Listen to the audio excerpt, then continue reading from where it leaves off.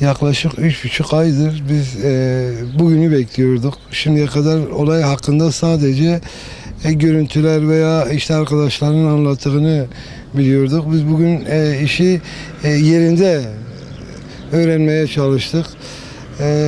Bu olayda ihmali olan başta kampın idarecileri ve düzenleyenler, bu etkinliği düzenleyenler, ayrıyeten olayın siyasi bir olay olduğu, toplu bir şekilde hareket edildiği, sistemli bir şekilde hareket edildiği ve bilerek ve isteyerek, planlayarak eylemin yaptığını bugün ben anladım, öğrendim.